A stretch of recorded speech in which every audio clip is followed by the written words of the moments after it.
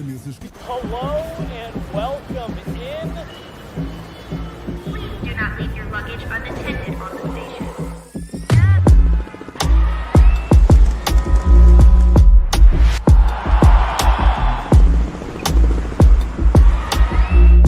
Welcome to the show.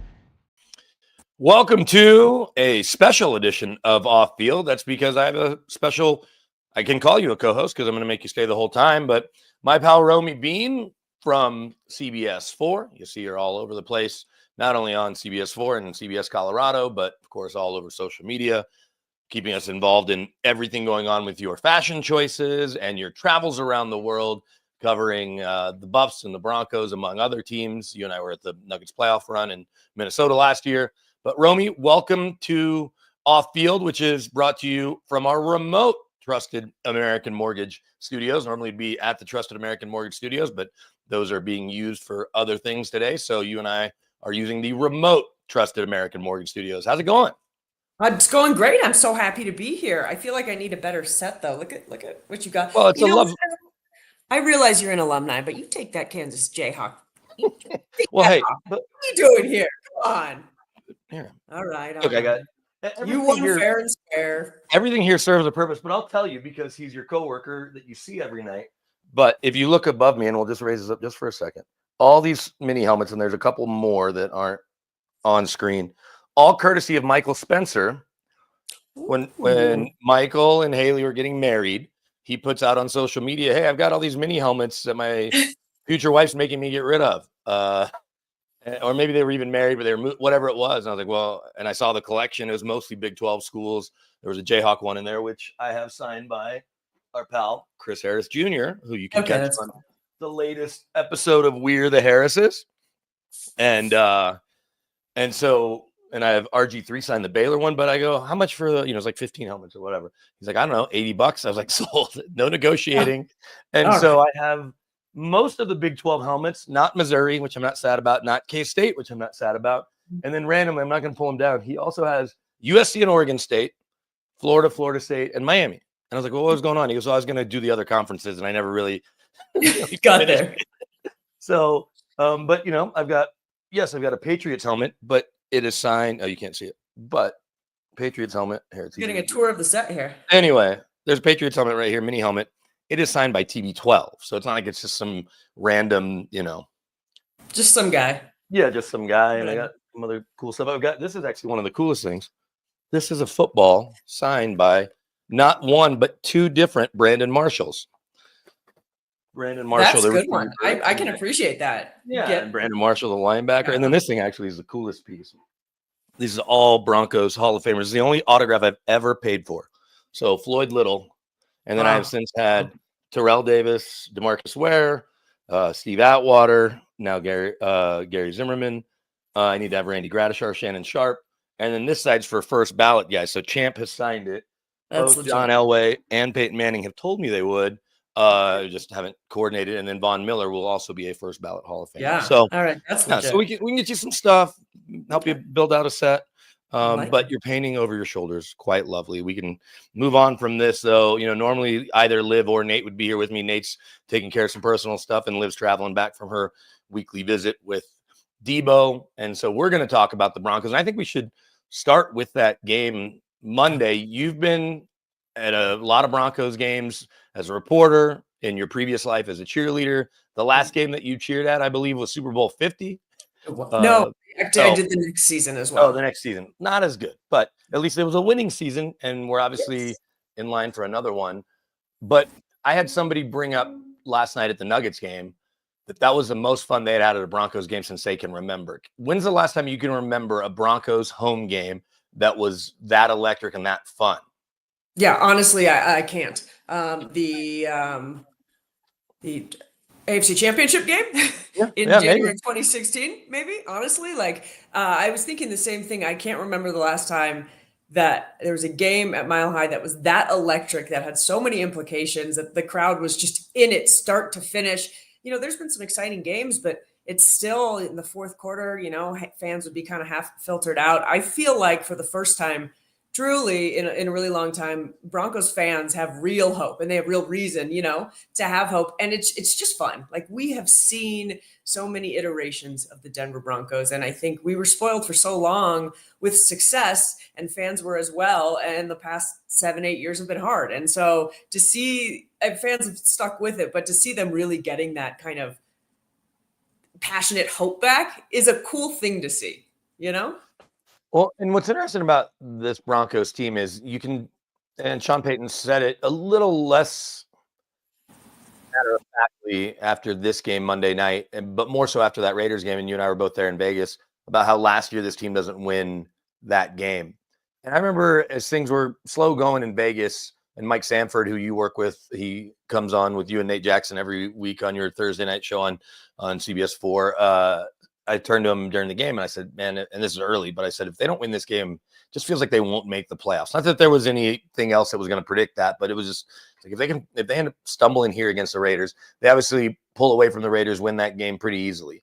And then I never thought that the Browns were going to beat them. Like, I knew they were capable of it because they're talented on both sides of the ball.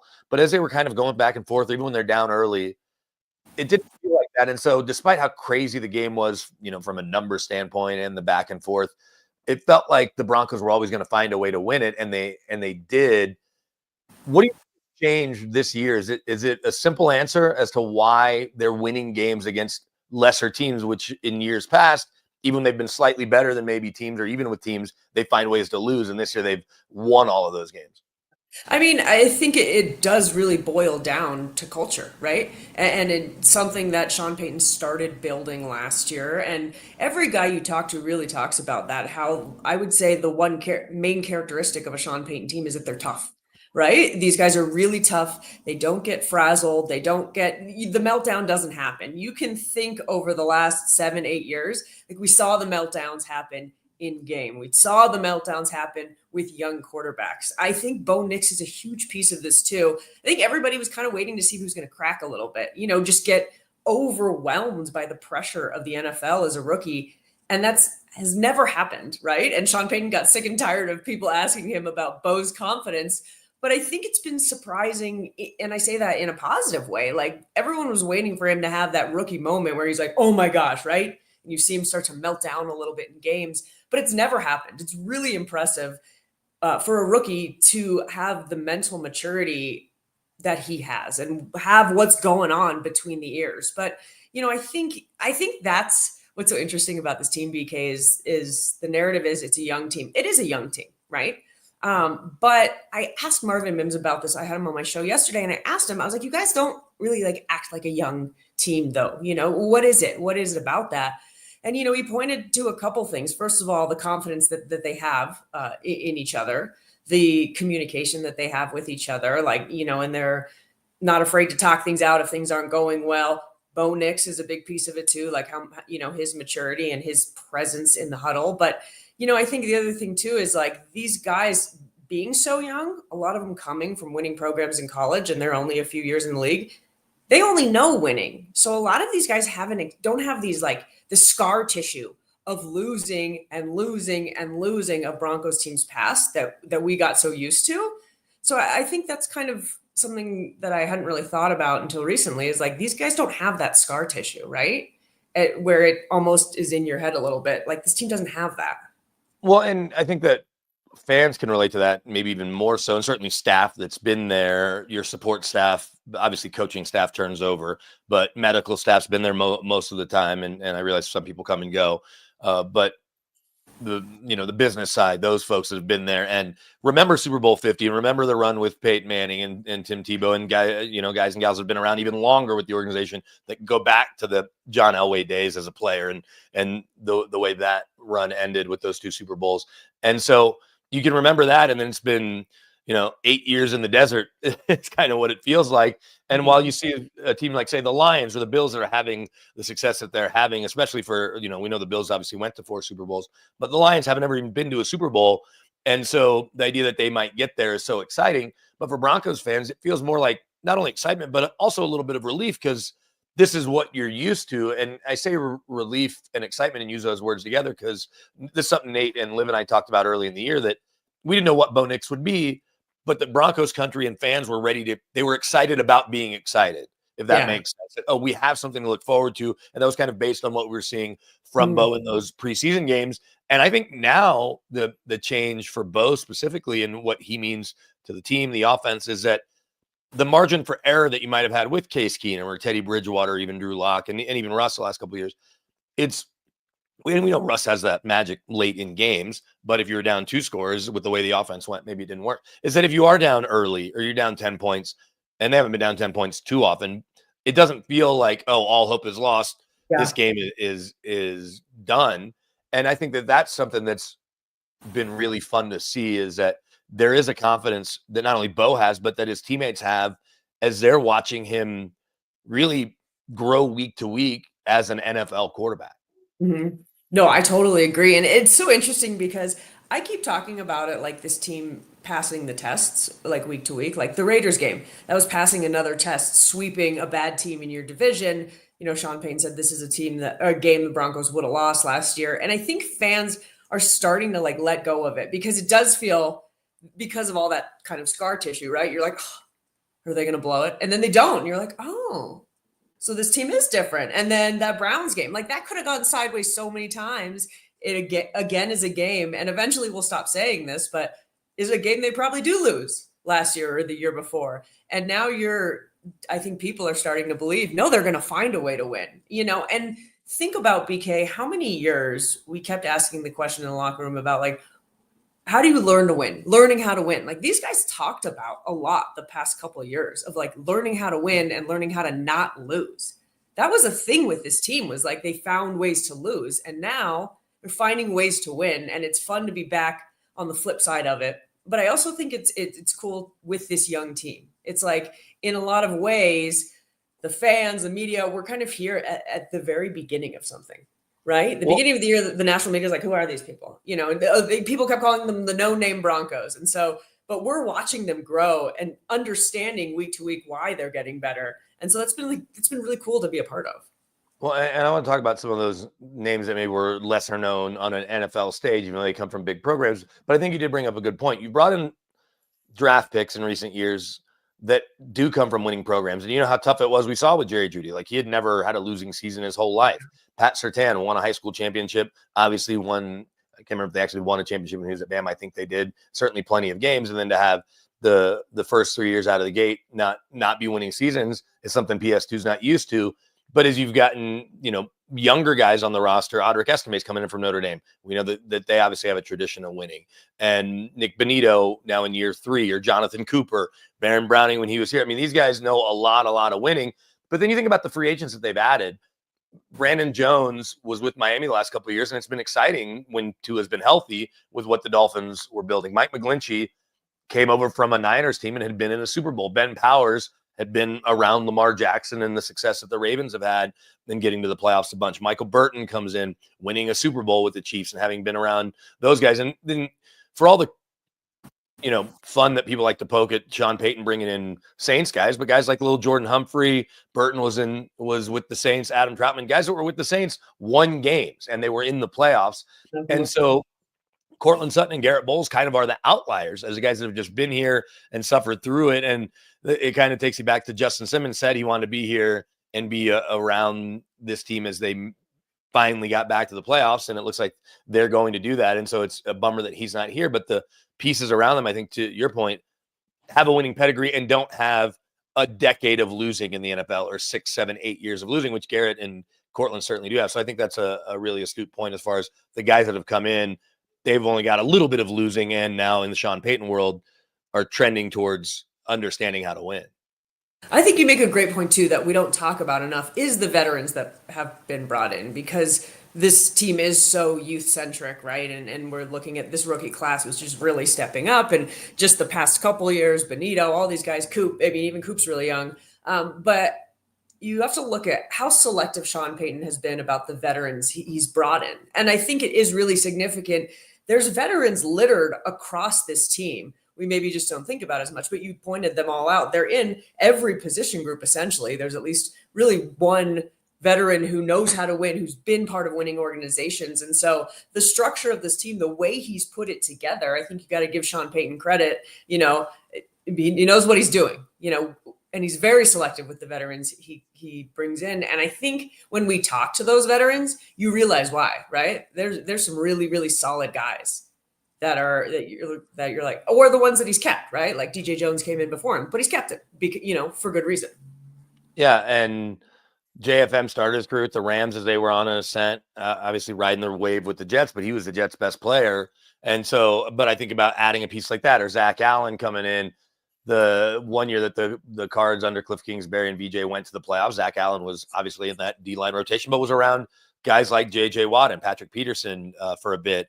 And so you've at least brought guys that are around veteran superstars. I think that also mix in well and understand, have seen what it looks like. Whereas, with apologies to some of the other Broncos that aren't here necessarily, other than Russ, you haven't been around guys that have a history of winning, that have come from other teams. There weren't a lot of guys walking in with multiple rings that then signed with the Broncos or that the Broncos acquired. There was one piece of news about Josh Reynolds. And so before I take a quick break to thank some of our partners, Josh Reynolds has seen the turnaround in Detroit, came in.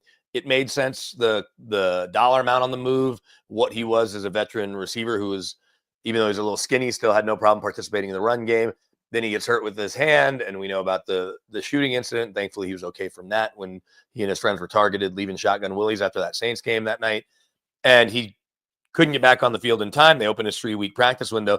But because of the growth of Troy Franklin, certainly the growth of Marvin Mims and Devon Vele to go with what Cortland Sutton's doing, playing at a Pro Bowl level, it just made sense for them to make that move yesterday. So you were with Marvin Mims last night. How surprised was he to see the move? And I did put it out there yesterday. I don't believe they're bringing Josh Reynolds back on practice squad either. They're just going to let him go find another gig somewhere else. I think there's like two sides to that coin. On the one hand, you can look at what a disappointing end for the guy that was truly signed to be the number 2. I mean, he was behind, Court going into this year. But on the positive side, it's Devon Vele, who just continues to develop week by week. It's just such a playmaker. Troy Franklin, Marvin Mims, as you said, the fact that those guys are doing so well now and contributing such a good role that you almost don't need him anymore. That's actually a positive, right? Because it did feel like in many ways Reynolds was probably a stopgap anyway until these guys were ready. So it kind of speaks to, I think, the Broncos as a whole this year. It's almost a microcosm of the Broncos as a whole, where everybody thought they're playing for next season, developing both for next season, developing the receivers for next season. But it's for this season. The development this year has been, I think, so much faster and so much more progress than people. I'm sure internally they thought it would be this way, but externally, right? They've developed so much faster in really a lot of those position groups and with that youth. And that's why that they're looking very firmly at a playoff. Yeah, and we're going to talk about their playoff chances here in just a second. But first, I want to ask you, and everybody that's watching or listening to us, how'd you like to get through the holidays without having to make your mortgage payment? I know I would. Well, you can go to trustedamericanmortgage.com and see how they can help you refinance your home and not have to make any payments until February, or as me and Liv and Nate have got into, February. That's one of those tricky words. Do you say February or February? I think I say February. What's correct? Probably phonetically February, but that sounds like something a crazy person would say. Nonetheless, Trusted Americans, salary-based mortgage consultants, they want to help you get into a better interest rate and lower your monthly payments. Right now, they will cover the cost of your appraisal, which is about a $650 value. So go to trustedamerican.com, or you can scan the QR code that's on the screen to see how much money you can save today. And then I also want to tell you that our friends at Landmark Lincoln are helping us as well, and they want you to get over to Landmark Lincoln and check out the all-new 2024 Lincoln Corsair GT plug-in hybrid. You can go to landmarklincoln.com and check out the latest offers and incentives, including incredible tax incentives on all new Corsair GT plug-in hybrids. Go to landmarklincoln.com or stop by the #1 Lincoln dealer in Colorado to see if you qualify for no payments for up to 90 days. And with the holidays here, you want to try to save money because you're going to find ways to spend money. Again, it's landmarklincoln.com, or stop by there at the corner of Broadway and Bellevue today and see why they have been Colorado's trusted Lincoln dealer since 1911. So you had Marvin Mims, Romy, on your what's normally a Monday show, but with a Monday night game, Tuesday night at the View House. And every week, folks should come check you out because on Mondays, you almost always have either a Broncos player as you get into other seasons. You'll people with the Nuggets, Avs, Rapids, whatever it may be, Rockies. And so it's a fun way to spend a Monday night, but certainly with Monday Night Football. Nonetheless, you did it Tuesday this week, and you had Marvin Mims there. And, you talk about the maturation. We didn't know what to make of Marvin Mims' really rocky training camp. And Troy Franklin had a similar one. You're like, wow, they need more explosive players. They need some speed. Devon Baylor looks awesome, but he's big. We don't know how fast he is. He's going to replace Tim Patrick, which he did. And to see what Marvin Mims, as well as his OU teammate Nick Benito, have done, Troy Franklin, I think, is a distant third in those guys. We get into some of the other young guys. What you got from Jaleel McLaughlin today, but Mims and Benito specifically, guys that were high draft picks, second rounders each in the last couple of years, if I'm not mistaken. They traded up to get maybe both of them, but certainly traded up to get Marvin Mims. To see what he's been able to do offensively, and you talk about maturity too. When you talk to the kid, he sounds like a 10-year vet. Right. How was it having him there, and how excited is he with the way they found, new ways to use him, to unlock him a bit, and then obviously that big 93-yard touchdown catch, one of the longest plays in not only Broncos history but NFL history. There's not as many 90-yard pass plays for scores as you'd think. Yeah, no, I mean, I would say I'm just so happy to see Marvin Mims getting an elevated role because for those of us, as we know, we talked to him in the locker room. He's such a good guy and he's so chill. And he literally, I think he's like Mensa smart. This guy is like off the charts smart. But I was excited to talk to him about that because you got to imagine the beginning of the season was frustrating. And the great thing about Marvin is he's like super honest. And he talked about it. Yeah, it was hard. It was hard for him staying patient. It was hard for him feeling like he said, after going to the Pro Bowl last year, wanting to really elevate, felt like he was ready to step into like a much bigger role coming off of last season. And then for it to, in a lot of ways, take a step back the first few weeks of the year, it was really hard for him. But he just really stayed the course, and Sean has found ways to incorporate him in. But the other fascinating thing about Marvin Mims that I don't know if people realize is, and I really wanted to ask him about it, I was like, how much are you actually tasked with, if you think about it? And he said he's serving 3 roles right now. He's in the special teams meetings, then he goes to wide receiver meetings, then he spends some time with the running backs. Like, he has tasked with knowing so much on game day and doing so many different things. And he said he loves it. He thrives on it. But I think that that's a credit to how smart he is. And Sean Payton has realized that and is really utilizing that. This guy has so much on his plate. He's a true triple threat, right?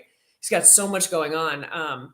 But he's just enjoying the opportunities, right? And to do things like show off his speed and all that stuff. And on the other guy, Nick Benito, I'd ask him about Nick, right? Because I'm like, you had Nick, you guys were also teammates in college. Like, what don't we know about Nick?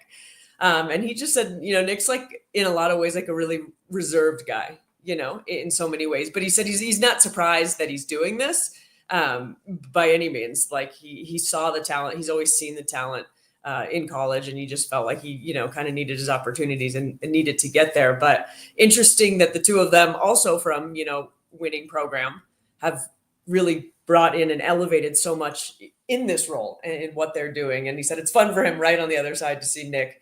I asked him if he gets under Nick's skin because he said Nick's pretty reserved and laid back. He's like, I can, but I don't. They're both very laid back. Maybe that's an Oklahoma signature. Very chill guys.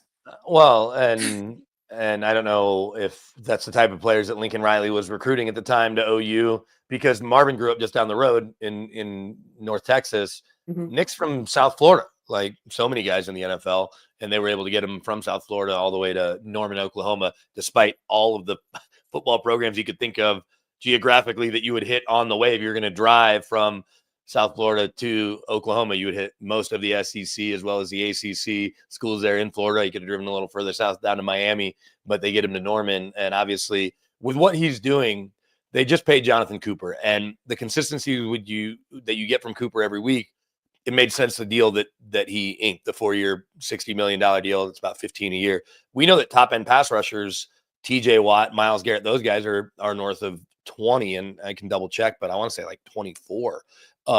Which makes them, even higher paid than corners. We understand how hard it is to get to the quarterback.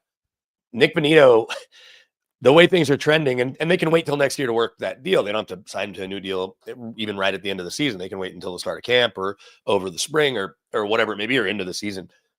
He may have a chance to reset the market because he's got 11 sacks now, but he could end up with, let's just call it 14, 15 sacks. Yeah. He got the pick 6. He's shown that he's a complete player because we knew we could see the bend and we knew he could get to the quarterback. I don't think he was very stout in the run game, and I think he'd probably tell you that. But he's shown that he can certainly play the run, and obviously he can play the pass. He's covering 3 guys at once the other day and ends up with that pick 6. So they're probably going to have to break the bank to keep Nick Bonitto, but it's probably going to be worth it.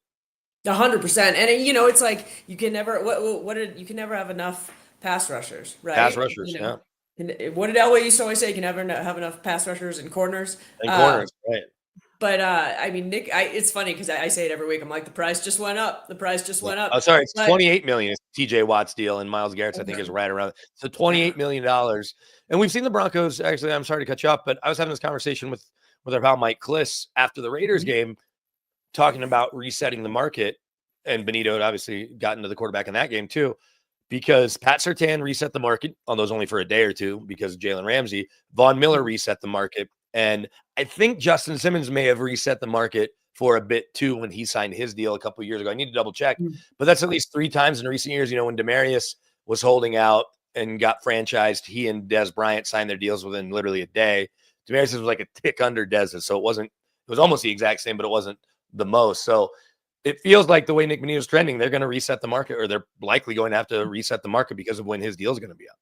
I mean, this is one of those things that if I'm the Broncos, you're trying to get this done off season. You're trying to get this done in season, but Nick might want to hit the market. Like, why not? Like, and the truth is he's not going to give a hometown discount, and he shouldn't. So I think that if you're the Broncos, you're hoping you can get this done during the season next year, because otherwise he will hit the market and he will garner big money, but you're going to have to pay big money if you're going to get that done in season. You're not going to be able to get him for anything cheap by any means. And he's certainly earned it. And I think the truth is, at the end of the day, you got to pay for that. There was definitely like a gap in the pass rush room for a few years on this team. And the rise of Bonitto and Cooper, you want to have your 2 staples, right? You want to lock them down. And he has proven that he is a top tier pass rusher, you got to pay him. The other thing for the Broncos is by the time that money would go into effect, that extension, that new contract would go into effect, you're out from under the rest contract. So you don't really have a reason anyway. So it is good news in terms of the timing. If it was the end of this year, that might be a little trickier. But, by the time that would go into effect, you don't have the Russ thing. I think an interesting one, BK, is now, is Court going to ask for something else? Right? I mean, we know Court was kind of waiting out, and he is having a season, and he has proven to have that bromance with Bo. I think that's an interesting thing to look out for, because if you're Court, I mean, do you ask for more money at this point? You've certainly earned it. Yeah, to have back-to-back years where he's certainly playing at a Pro Bowl level. He's going to end up over 1,000 yards. He's got 5 touchdowns. I don't know if he matches last year's total with 10. Let's just call it 8, right? We'll give him 3 in the next 5 games. Or I'm sorry, do they only have 4 games left? I'm not good at math. 8 and 5 is 13. So in 4 games, even if he just gets to 2, that's 7. But so it's 17 over 2 years. But if he's well over 1,000 yards and he's going to end up probably around 80 catches, that's not top tier wide receiver production in the modern NFL. But I don't think that's what he's looking for, because Cortland is going to be 30. I think you can come to him with a 2-3 year deal that's more in line with age, production, but keep him around, because we know what a leader he is. We know that he's selfless. We know how much he's fine in the run game, right? You go back to the Saints game and he didn't have any catches and was fine with it. He was like, we won. Who cares? Everyone else is making plays. Yeah. And it's genuine. I remember asking him, as guys were finding the end zone for the first time early in the year, like, how excited are you when these guys are scoring? And he said he's as excited for them as he is for himself. And we understand being good teammates, but there's very few guys out there that love their teammates and their success as much as their own. Now, it helps that he's gotten the bulk of that big deal. Cortland has generational wealth and can continue to build on that. But so it's not a young guy that's excited about his teammates. It's a vet, but still there is genuine excitement there. So I think as you're trying to work out other deals, and they are going to be in much better cap shape, not just because they took the biggest hit on the Russ thing this year. The cap's going to go up, and they've got lots of room. They got to figure out what they're doing with Bowles. But, obviously they'd moved on from Justin Simmons. You don't have too many big deals. You got to figure out what you're doing. If you're bringing DJ Jones back at $10 million a year, you're probably not. So who knows there? Do you give John Franklin Myers a new deal after he signed that 2-year new contract this year? So they're going to have to get creative, but that's something they've been really good at.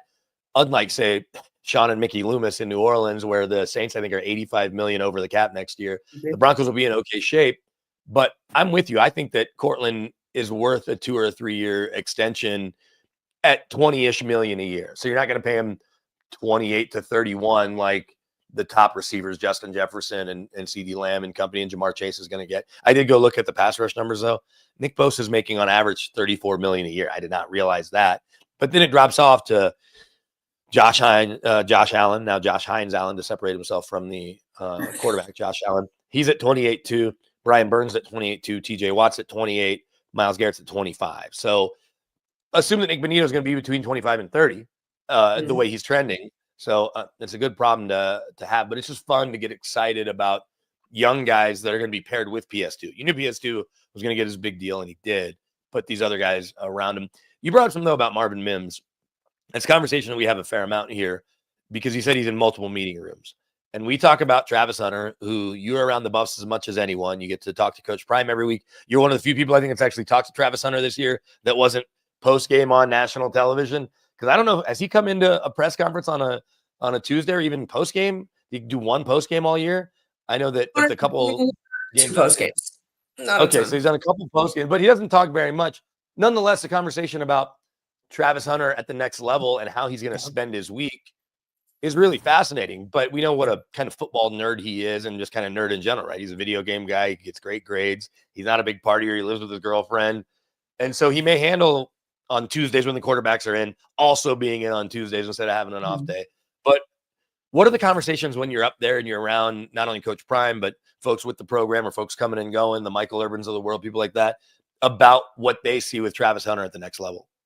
I think the most fascinating thing about Travis is how the narrative has changed. Like, let's go back to September, and like all the national media were like, no way, he cannot play both ways, impossible. And he's just week after week, just everyone has slowly changed their tune to like, wait, hold on. And I just honestly, I'm so fascinated to see what happens in the NFL, because so much of it is you got to be in the right place. You got to be with a coach that's willing to utilize your talents. But it's really funny that you mentioned Marvin, because as I'm talking to Marvin, I'm thinking about Travis, and I'm like, okay, see, but what Marvin is showing is that it can be done, but there's also the taking the time to adjust to the league and the speed of the league and the game slowing down and this, that, and the other. And I think Travis will adjust quickly, but I'm sure he'll still have like an adjustment period, right? And so I think it's just going to be interesting to see how a team utilizes him. I also think it's going to be interesting. Deion said on my show, which we know Travis is going to go to the NFL, but, he did say, look, if a team doesn't want to use him, he could come back to college, which I don't think he will, but I think the premise is they are going to have those conversations in draft meetings and all that stuff of, Travis wants to know, seriously, how are you going to utilize me? And it's hard in the NFL. You're a bit handicapped by the team you're taken by, right? Like you only have so much leverage. You can say, don't take me, but if they still want to take you, they'll take you. But I hope that a team chooses to see how much he can do. Is he going to play every single snap on both sides? Probably not, right? That's in the NFL. But I'm excited to see how they utilize him. And if you think about it, BK, like let's say a team wants him to be primarily a corner because he's a really special corner, right? And we know how hard it is to find lockdown corners. But so let's say they have a package for him as a wide receiver. He could still end up on offense a tremendous amount because you can't send him out there just when you're going to use him, because then he's a tell, right? So we really could see him playing a lot of snaps on both sides, because if you do have him as like a two-way or just a package on offense, you still have to have him out there when you're not using him, so people don't know, oh, it's always going to Travis. So it's going to be fun to see like if he can really change the game, Well, I think the value with Travis, and the good thing is coaches are getting younger. Thus, they're, I think, more willing to try things. And even the veteran coaches that are still around, Andy Reid, obviously Sean Payton, John Harbaugh, I think Jim Harbaugh, there's an understanding of younger players and trying to do things that you haven't always done. Not that you don't have a philosophy, but that it's not, nope, you're one thing or you're this is how we see you. And so depending on where he ends up, and we know he probably shouldn't go much lower than number 3. I think a team would be doing themselves a disservice to not find ways to use him on both sides of the ball. It's just funny because like Champ Bailey was here a few weeks ago and got a chance to talk to him and then talk to him again. He was at the Raiders game, but he thinks Travis should be a corner and play some receiver, kind of like what you were saying. But you talk to people that are offensive players and they're like, well, he should be a receiver and then come in and just play in red zone or in obvious pass situations on 3rd and long. And we're just going to keep him in man. The one thing about the NFL, though, is TV timeouts are longer. There's just less plays. There's opportunities to rest him a little bit. And so as good as Champ was on both sides of the ball, we know he didn't play too much offense, even though early in his career they used him a little bit in Washington. And as good as Deion was, it feels like the most he was used on offense probably was with Dallas, which was obviously a little later in his career. And still it was pretty gimmicky. I was in high school in Dallas during that time when he was with the Cowboys, so it was easy for me to remember. But I think that it's not just a package; it's got to be a handful of packages. Maybe when it's obvious goal line, he's just not out there, unless you want him out there because you're going to run a play action fake and run a fade to him or something where he's going to get open. But I think that the right the right head coach and then the right play caller on both sides of the ball, but especially offensive play caller, can find ways to keep him involved. And I think that the time management, which is something Nate kind of harps on, I don't think it'll be that big a deal. I think NFL players are so focused on, okay, when am I in the building? And then when do I get to leave? Because how long their Wednesdays and Thursdays are. But somebody like Nate, his Wednesdays and Thursdays were longer than even guys that played 10 years ago, let alone, 15 or closer to 20. And so now they're in the building less organized. I mean, and so I just think he'll get it all worked out and he'll spend the extra time in the running in the offensive room with the QB and the QB coaches and the wideouts. So I think it'll be fine. I guess I want to ask you 2 separate CU things. Well, 3. It's signing day, and it looks like Juju Lewis is officially official. So you've been with Deion now every Tuesday for 2 straight years. How exciting has that been? It's a 2-part question. As a former Buff who loves your alma mater, but then just as a journalist or reporter, someone that gets to see the, up close Deion with the lights on and Deion with the lights off. Yes. So I want to add one more thing with Travis, and I just agree with you. I think it's like the biggest thing is it would be a disservice for a team not to utilize him, right? And I think that he's shown he has the stamina. So if I'm an NFL head coach, I'm going to try, and if you fail, you can scale back, but don't limit him at all, right? And I hope that he gets a coach that embraces that. And I think he will. I think at this point it feels like he will. So here's hoping, because Travis Hunter can truly change the game. And how cool would it be to say we saw it at CU and then we saw it in the NFL?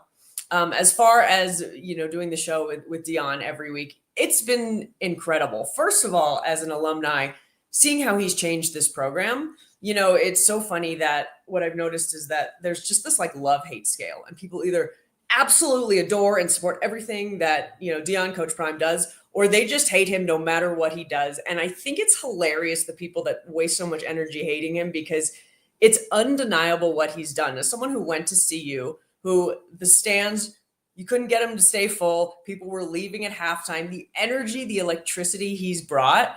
Football games are absolutely incredible. It's a true college football experience, and it wasn't for a very long time. The success he's brought to the university has just been so cool to see and to witness firsthand. And then getting to do the show with him has been an unbelievable gift. I can't even explain how blessed I feel to have this opportunity. I think professionally, it's been a great challenge for me. I've interviewed a lot of guys in my career, a lot of athletes, been in a lot of locker rooms, but I've never sat down consistently with somebody like Deion Sanders. There is nobody like him. Nobody fills a room quite like him. And so, especially at the beginning, it was really hard, I think, for me to, not shrink in his presence, to stay true to who I was, to earn his respect, all of those things. And week by week, we started really developing a good relationship, and it's been so gratifying, professionally to do that. And then get to see when the lights, the camera shuts off, and how honest he is, how open he is. I can ask him anything off air, and he'll talk about it. Right. And it's so great. And the biggest thing about him that I think people don't want to see, choose not to see, is what a caring person he is. My favorite part of the show, which I didn't expect, was the player segment. And my mission in that segment is to get the hell out the way. Ask a question and let the two of them interact. And to see the way he interacts with his players and the questions he asks them off air about their family and things going on in their lives and how deeply he cares for these young men has been really touching and just so cool. I feel so grateful to see that firsthand. I think that's something that gets lost, right? You think this program is just about flash, but it's about so much more than that, and about the substance of the players. That's something I really learned from that show. All of the young men that I've interviewed they have so much substance. They have some, his smart, tough, disciplined, fast with character. They really do all fit that bill. It's an incredible group of young men, and that part has been really cool to witness as well. Yeah, I think people spend plenty of time criticizing a handful of things. The flash of Deion that we've always seen, the primetime part of him. And then when you hear stuff about the way he goes about coaching or how involved he is with one side of the ball, or last year, people were picking on him because the way college football goes, guys get hurt, other guys come up, and he didn't necessarily know every single player. He had to be reminded which number that, but the other side of it is that you get to understand more who Deion really is and why he wanted to coach his kids from forever and start his academy. I know that didn't work out the way he wanted. Go to a place like Jackson State that gave him a chance. Come to Colorado, which was, and you're a proud alum. I've been to more Buffs games than any other college football program, including the University of Kansas, where I attended, because it was just a fun place to be on a Saturday, even when they weren't great. After Dan Hawkins and through Embo and through all the eras and Mike McIntyre, because it's just an awesome atmosphere, but that they were as irrelevant as any big program, any historic program, and they certainly have plenty of history, was in all of college football. So to see that he's gone there and turned it around has been really cool. But to your point also about Deion, the personality and just the magnetism that he has, you get a half hour to hour with them, however long it takes y'all to do the show, and maybe a little bit here or there, but it's not like you're spending 5 hours with them. You're not having lunch. But also you got to think about his players beyond his sons and Travis. And they also only get so much time with him because they have their lives to live and he's got his life to live. So I think what you said about getting out of the way and just letting them enjoy the moment that they're the player that the team decided to feature that week. And they're getting their one-on-one time with someone who's probably not very easy to get any one-on-one time. I get that's 1-on-2 since you're there also, but you're just kind of a bystander, if you will, or a conduit to their conversation. And that's got to be really just unique to be there, because they don't bring players to the radio show. It's almost always a coach, if I'm not mistaken. And so that's cool that you get to be part of something that only a handful of players over the last 2 years have gotten to be a part of, and something that a lot of these guys who won't be Travis Hunter in the NFL or Shedeur Sanders, this is kind of the pinnacle for them. Even if they, bounce around a practice squad or play the league for a little bit, this is going to be as memorable a part of their sporting life as probably anything, the half hour they spent with you and Deion. But, obviously with Deion, with apologies to you, but the half hour they got to spend as Deion's guy on the show.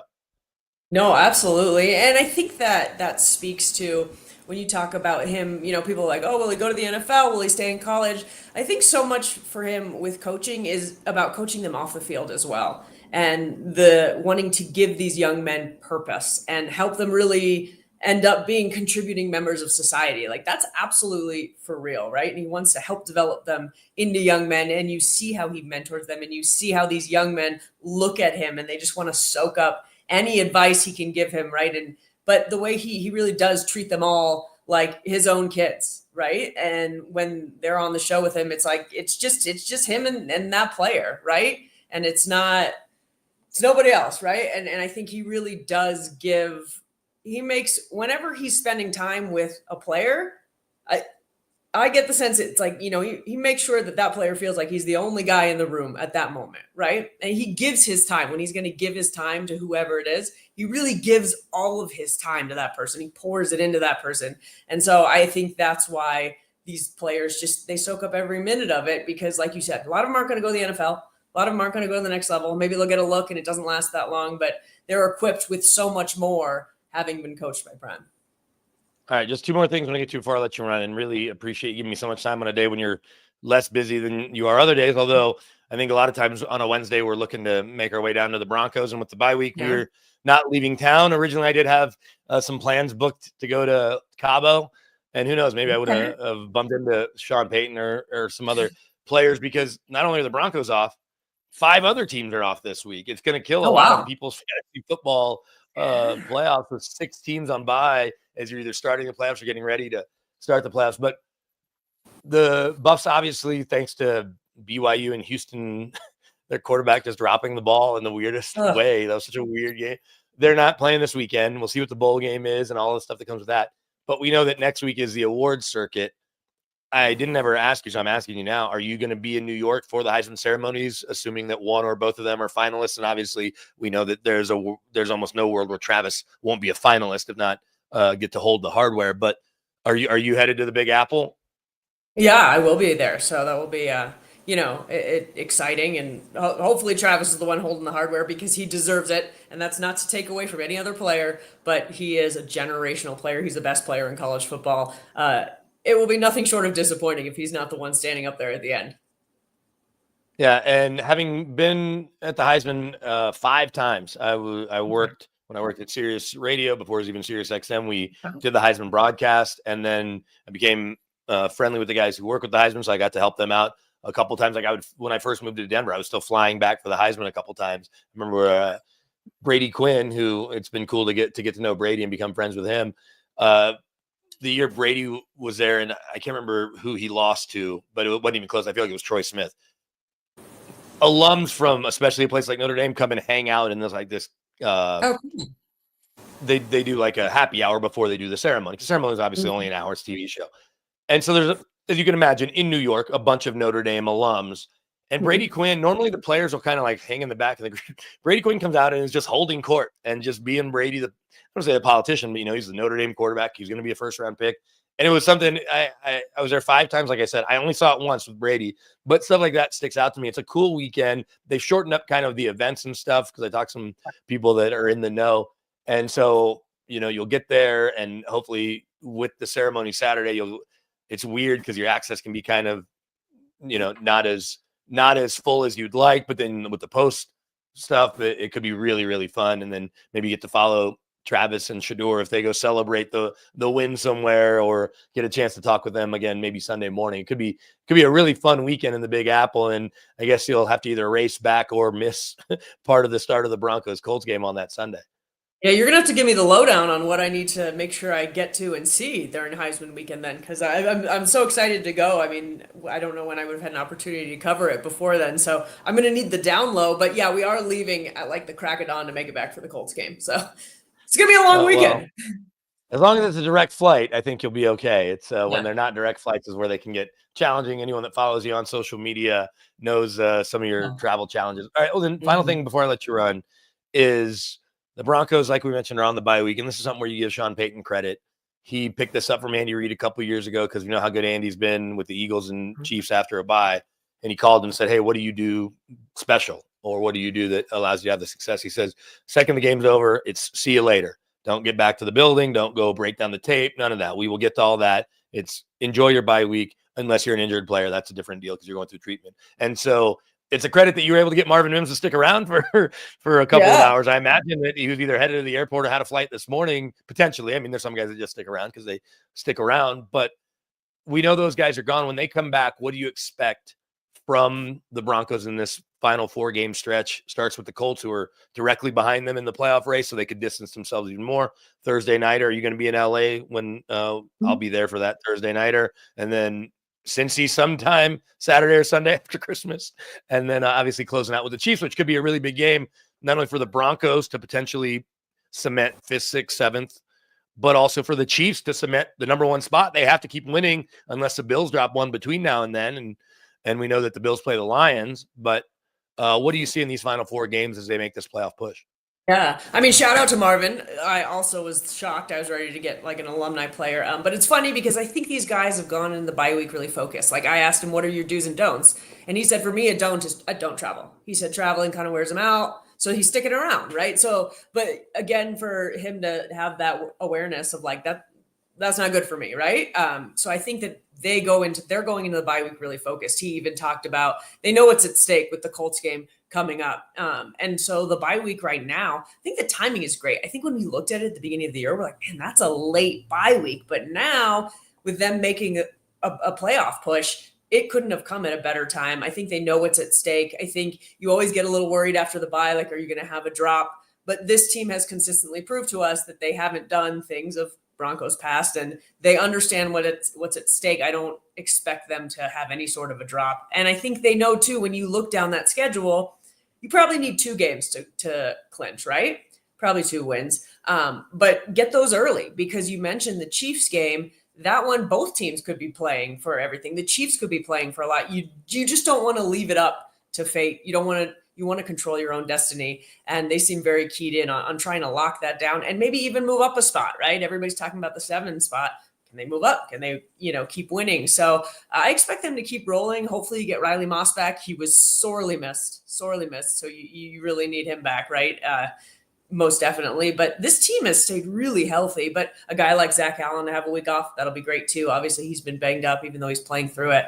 But I expect them to just hit the ground running, and they know what's at stake.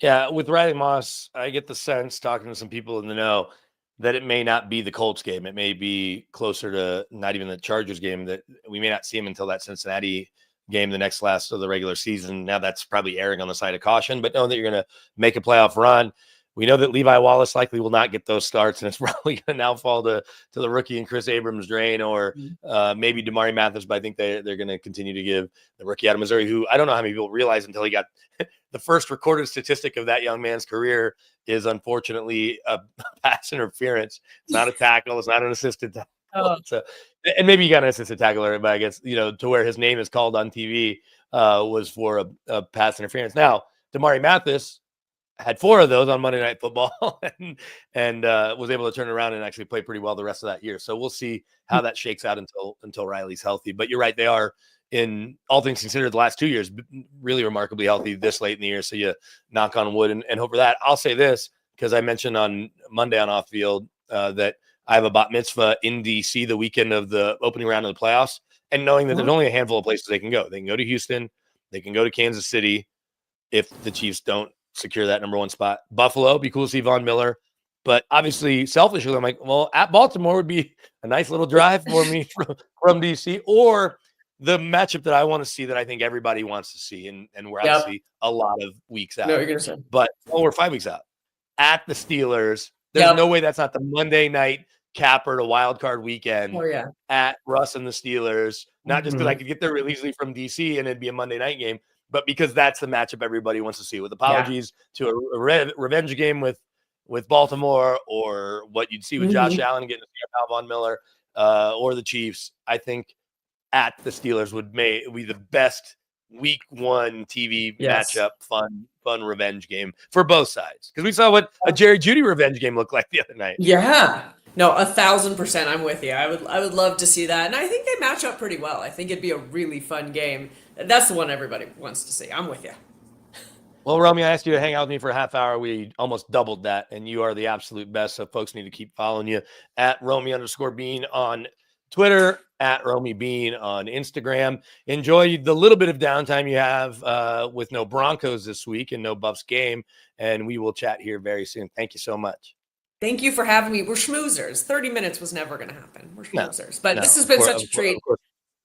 Appreciate you. Absolutely. Thanks to our friends at Trusted American Mortgage, and thanks to our great viewers and our great listeners here on Off Field and everything we do at Guerrilla Sports. We will see you next time.